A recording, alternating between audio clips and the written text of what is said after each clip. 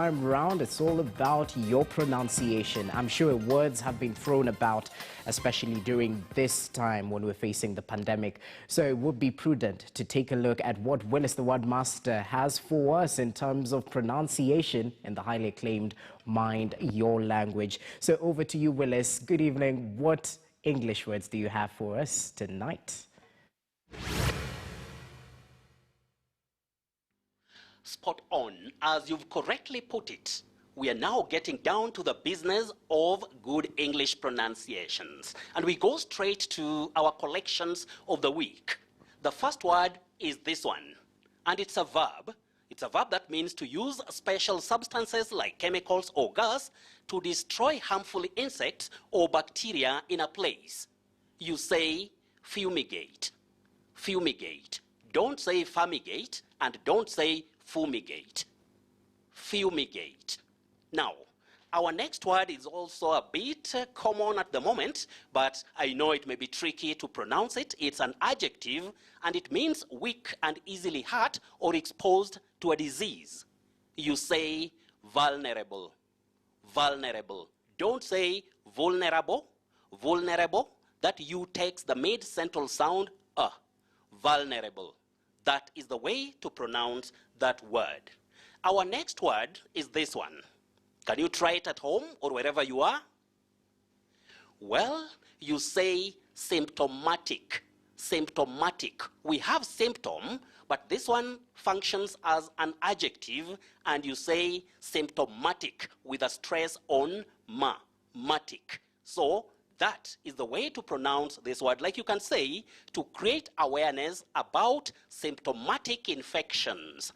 That is the pronunciation. Now, our next word is a bit tricky.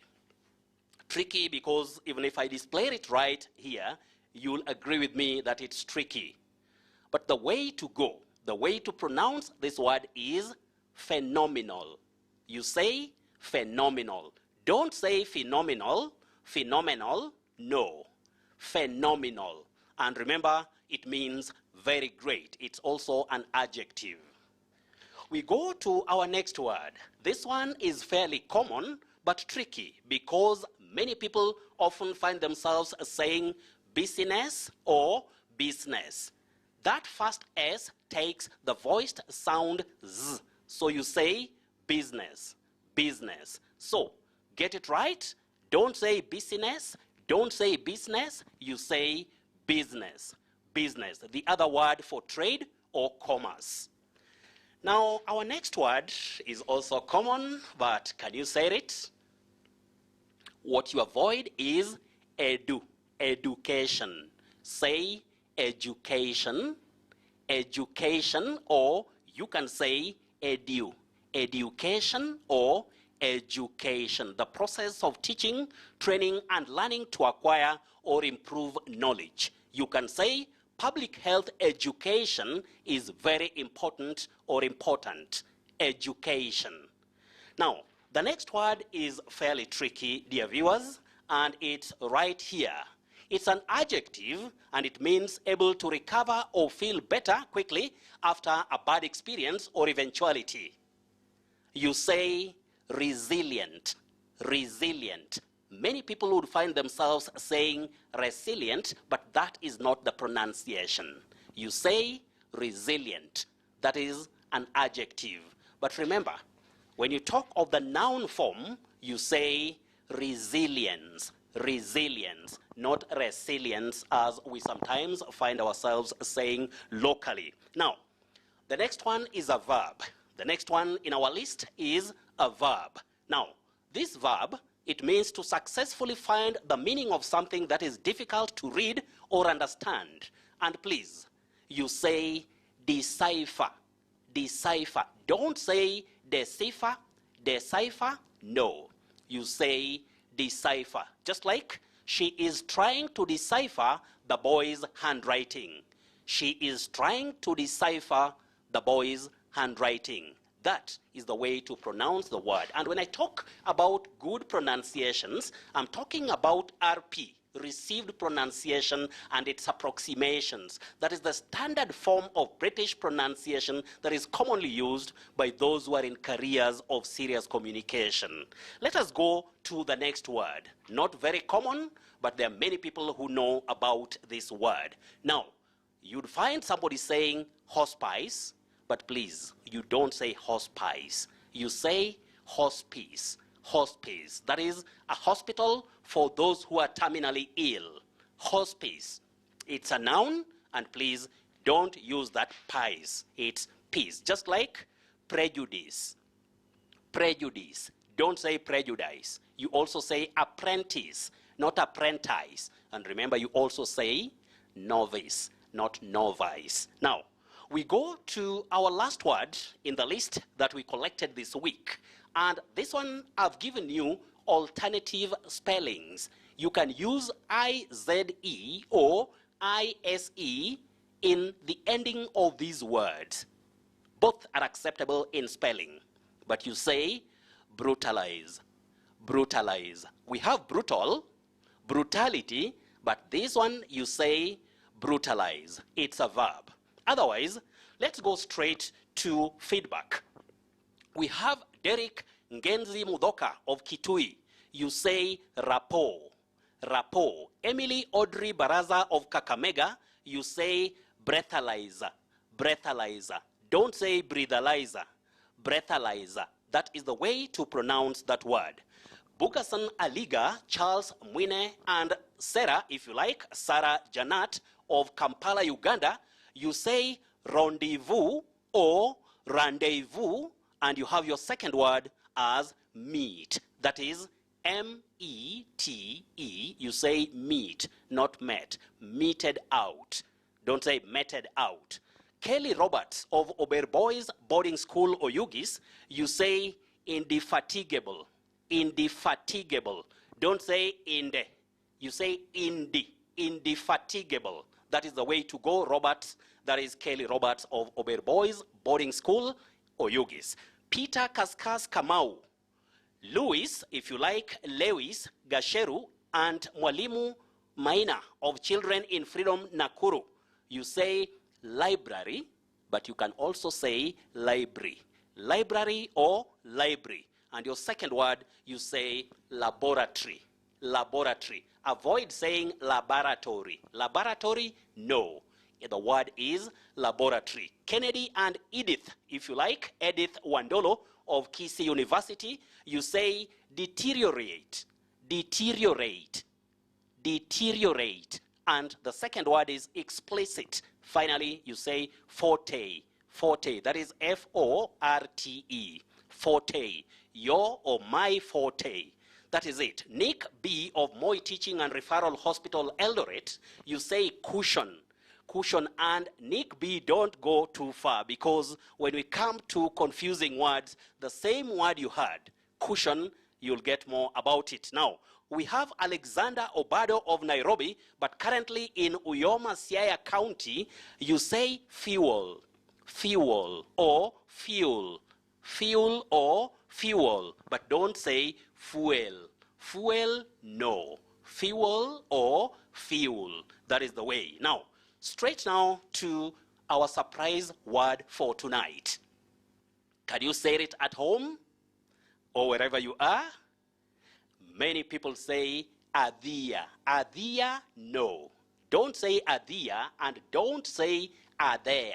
You adhere. Add, then here with a stress. Adhere, that is to follow closely or exactly. To adhere to the rules and regulations. Don't say to adhere.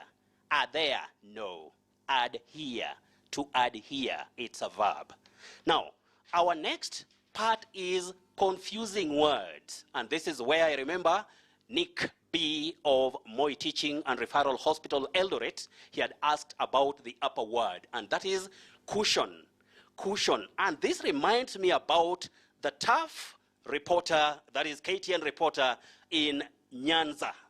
That man called Fred Muturi, you know, the man who loves English so much and Kiswahili. He also asked me one day, we have this confusion, Willis, cushion and caution. And I told him, Fred, Muturi, it's always cushion for C-U-S-H-I-O-N,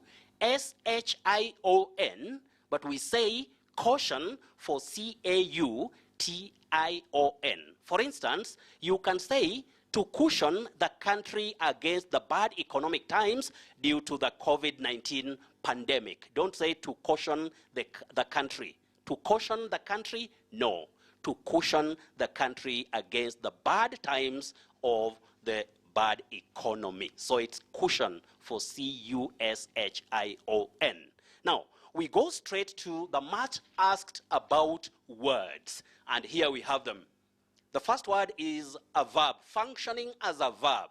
We have the noun for an area where we have very little water and very few plants. That is desert, like Sahara Desert. But this verb, please don't pronounce it as desert or desert. It's to desert, desert. Then we have deserted, deserted. That is a place that has been left or abandoned. You say deserted, not deserted. Deserted, no. Then lastly, you say desertion, desertion. That is the way to say it. As a verb, desert, not desert. It's desert. Finally, and you get it only on KTN every Friday during Friday briefing, the segment is Mind Your Language. Please, we have the phonetic symbols which are commonly used in good dictionaries or dictionaries for guiding us on how to pronounce words. When you see this symbol, technically, or those who are conversant with phonetics, we call it the low front sound A.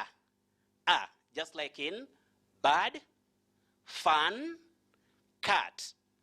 Bird, fan, cat. But when you see the other symbol, this one, please now we talk about the short mid-central sound So you can see with B-U-D, you say bird.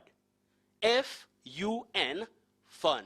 And finally, C-U-T, you say cut. So they have a slight difference of what we call now the sound value. And that is it, because we have to learn. Otherwise, you get all those on KTN every Friday night. But if you want to interact with me throughout the week, remember, here is the Twitter handle. On Twitter, you can always get me at Willis Ochieng1, at Willis Ochieng1. Otherwise, that's about Mind Your Language for tonight. I'm taking you back to the powerful team, always powerful in Nairobi, and I would say bye, but stay safe. All right, bye-bye, Willis. Do stay safe. Looking forward to see you next week, only here on KTN. All right, now big Q tonight. We had earlier asked you, is your community doing enough to curb the spread of coronavirus? Just to sample a few more. Evans Mudanya says at Huruma John Saga, people are responding very well by cleaning their hands regularly in shops and even Mamamboga Vibandas. But parents have left their children playing around and not maintaining social distances. These children come to be educated on the same. Oh, well, that's a very important point there. Let's take a look at what Kiteti Michael says. He says, no, the community can do the best only if they have food and basically managing their loved ones.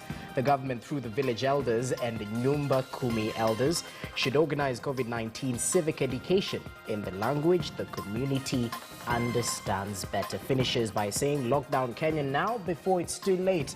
Well, varied views, especially on the lockdown, but my question. Someone actually responded to that lockdown, and they said, you know, you should start locking yourself down before you ask for the entire country, which makes sense to me. If you can't follow the curfew, can you truly follow